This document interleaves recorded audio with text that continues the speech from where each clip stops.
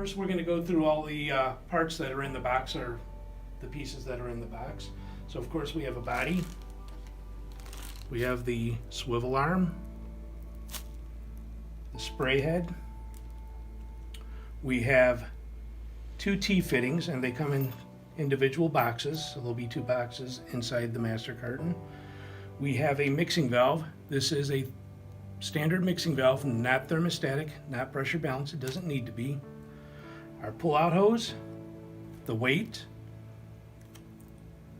the quick coupler, which is a 1.75 flow rate, our mounting hardware. We do have a couple extra flex lines that will be used. And then we have the control module. Now to go over the control module, we will open it up. So this is the control module itself. In this box we have the battery, 6-volt lithium CRP2,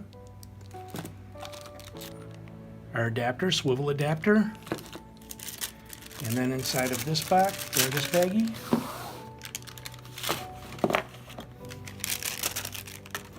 we have a seal, a couple screws to mount the control module, copper tape for the ground wire. This goes onto the mounting hardware, and this is where the control module actually connects up to our black wire, which we will get into as well. And then there's a little instruction page in here for the actual mounting. So to get started, we will start with mounting the faucet. On the bottom of the faucet, from the factory, we have the spacer. This needs to stay in place. We'll open up our packet of mounting hardware. We have this nut.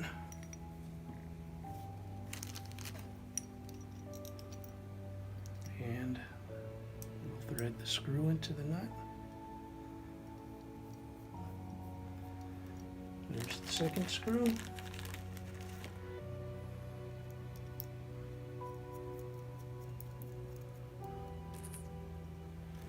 Now, per these instructions, we will eliminate the red O-ring, and we will use this black seal that comes with in that kit. And you can see there's two ridges. This ridge actually goes up and seats on the bottom of our spacer. So we will slide that up.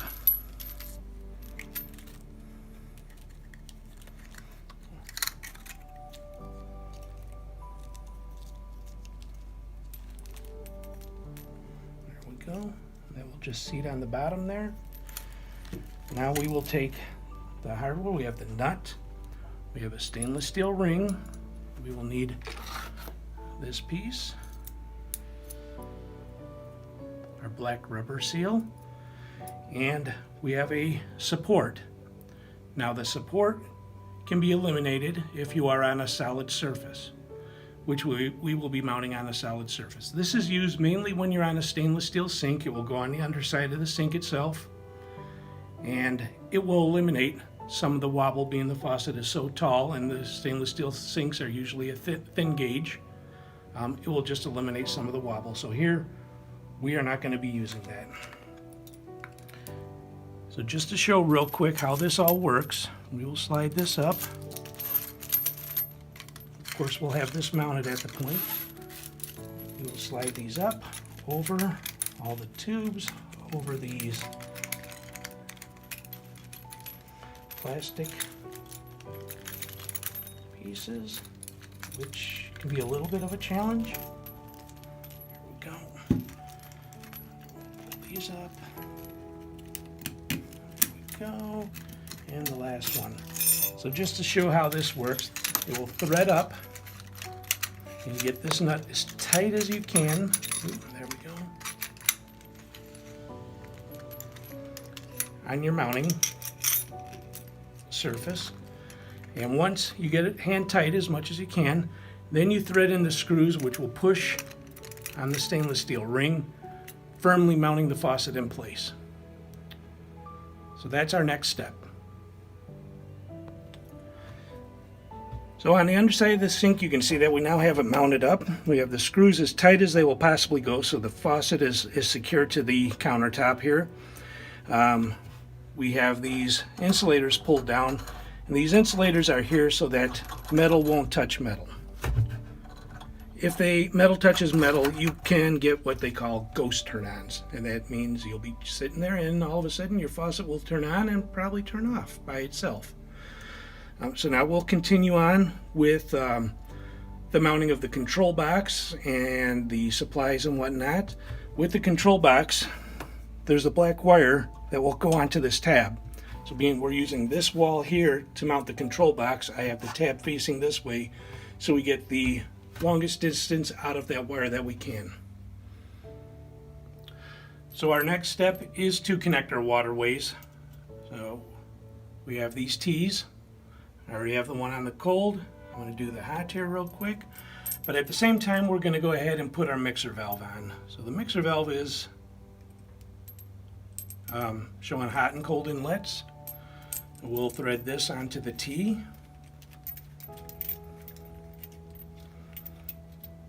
And before we mount the T, we'll go ahead and take our hot water line and connect it onto here.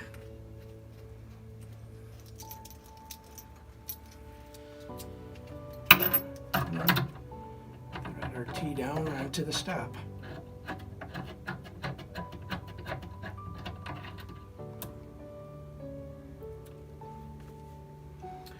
Our next step will be to take from the cold T to the cold inlet of our mixing valve. We'll thread this on. There we go. We'll bring that right over to the T fitting.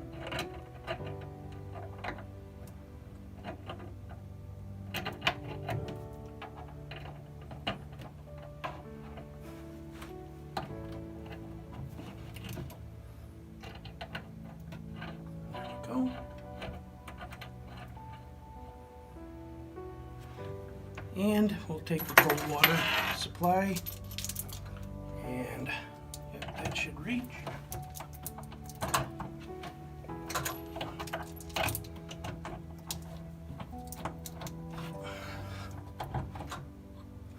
And we're good. Our next step will be to assemble our control box.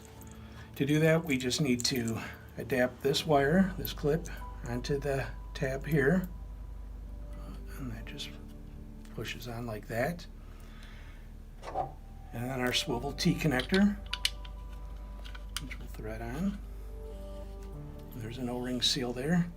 And we want to get that tight with our channel locks. There we go. And keep in mind this does swivel, making it easier to connect our pull-out hose. And then the important part, this is the inlet to the solenoid valve. We send a filter with, and we do have extra filters if needed, if it gets lost or gets full of debris. If debris gets in there, it will hold the solenoid in the open position. That's why we put the screen. If the screen fills with debris, you will notice on the touch feature when you activate the touch that you will have a low flow. And it's probably the screen here. So you can remove the hose, remove the screen, clean it, or put a new screen in. So our hose will connect up here. Okay, so our next step is to mount the control box. To do that, I suggest you start with installing your wire, your black wire. Now you can see it is only so long. You cannot extend this wire, you cannot splice it. We don't have an extension for it. This wire is this length for a reason.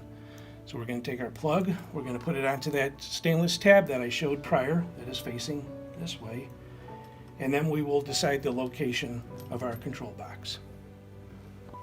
The next step is to actually mount the control unit. I have the black wire connected to the mounting hardware underneath the faucet.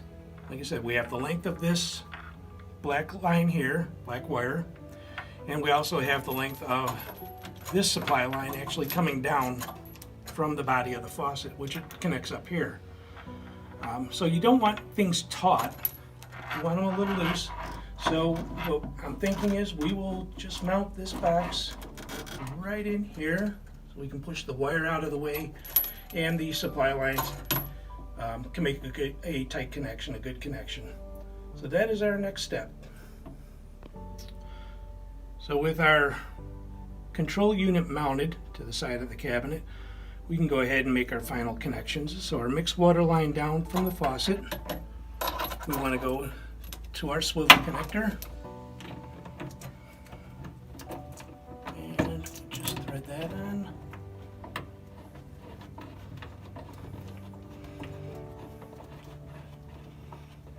Okay, and then from our mixer valve around, we already have this hose connected here to the inlet of the black box or the control box, and this will just thread on. Okay, and then our ground wire, the yellow wire. So, being we are using a stainless steel sink, and with the stainless steel sink we have no undercoating on it, we can go ahead using the copper tape, connect direct to the sink. Now some sinks, they do have an undercoating. It's a noise reducer coating. It's on the bottom and it goes up the sides of the sink itself. This wire needs to make a firm connection or a solid connection to a metal piece. So you can't mount to the sink. Here we would suggest that you go ahead and you mount to your cold water stop. So you would cut this off, the loop off, strip the wire back, wrap it around the cold water angle stop, and clamp it to the cold water angle stop. But in this case, we're going to go to the sink. So I'm just going to peel this off.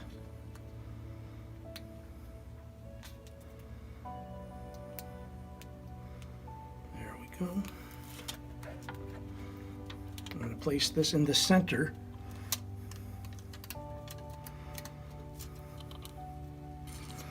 Then I'm going to put it right to the side of the sink. And here we have a lot of slack, so we can actually bring the wire up and pull it out of the way.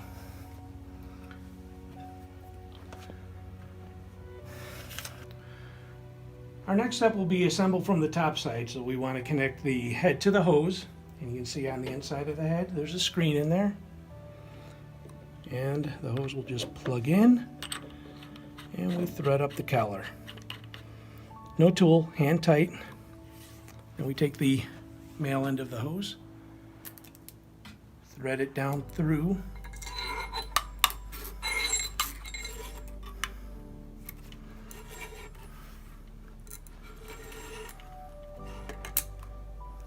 and then the male end into the faucet body,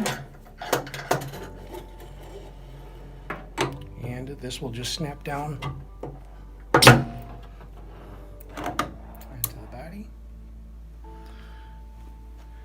At this point, we will take our weight and thread, loosen the screws so we can slide it up over the hose.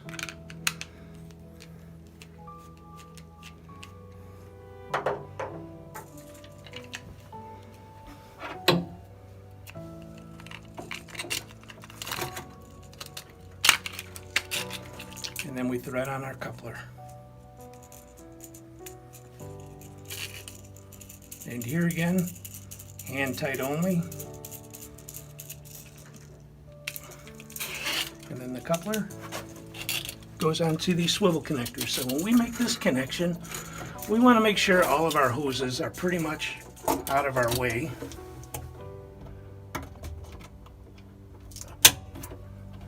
Couple tugs, make sure that she's on there. Like I said, make sure all your hoses, your wires are out of the way, and then take your weight, and on the upside, meaning going up to your faucet, Go ahead and mount your weight.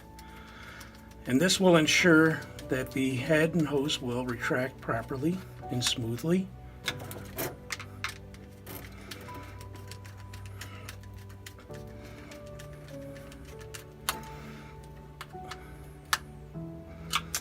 Alright.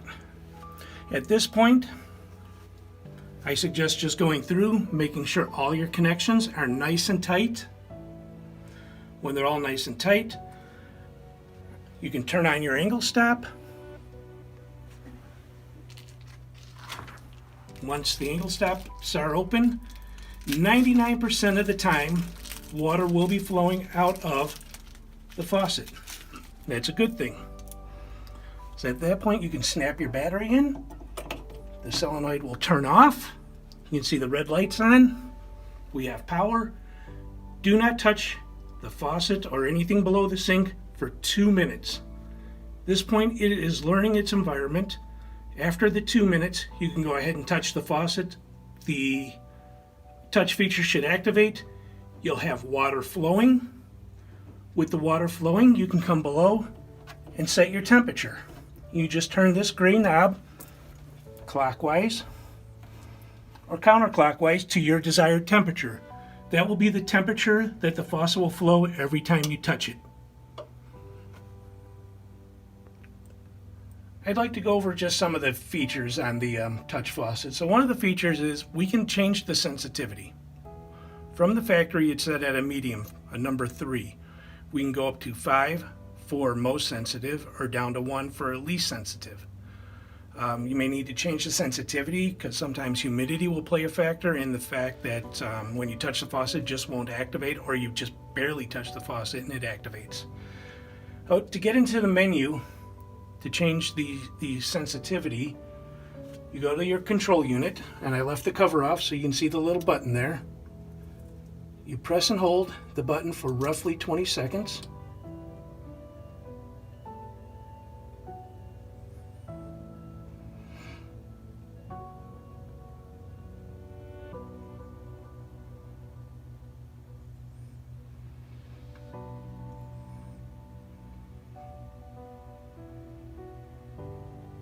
Okay, and it should flash 3. Yep, so we're in a medium setting. We can take it up to 5. 4. One more 5. 2, 3, 5. Down to 1. 1. Let's go to 2. And we'll go back to number 3. So whatever setting you want it at, 1 through 5, once you reach that blinking, so for number 3 medium, 3 blinks, just let it time itself out like it did. Now you're at a number 3 setting. When the battery is low, and the battery life is approximately 3.5 years, family of 4 using it. Of course, it depends on how often the touch feature is used, but when the battery is low, you go to touch the faucet, it'll give you 3 spurts of water. 1, 2, 3. That's telling you the battery is low and it's time to change it. Like I said, it's a photocell battery. It's a 6-volt lithium. Product number CRP2. You can get them at almost any store. One of the other features is you want to clean the faucet, but you don't want it to turn in while you're trying to clean it. So you can grab and hold faucet for about 5 seconds. Now you're in clean mode for 2 minutes. At this point, you can touch the faucet anywhere and it will not activate for 2 minutes. After the 2 minutes, you'll go back to whatever setting you had it at. So if it's a 1, 2, or 3, 4, 5, it'll be at that setting and you can start using the faucet again. I'd also like to mention that the touch feature has a 1-minute runtime, meaning you touch it, it will run for 1 minute. After 1 minute, it has its safety shut off. That time cannot be extended or decreased. It is at a 1-minute runtime.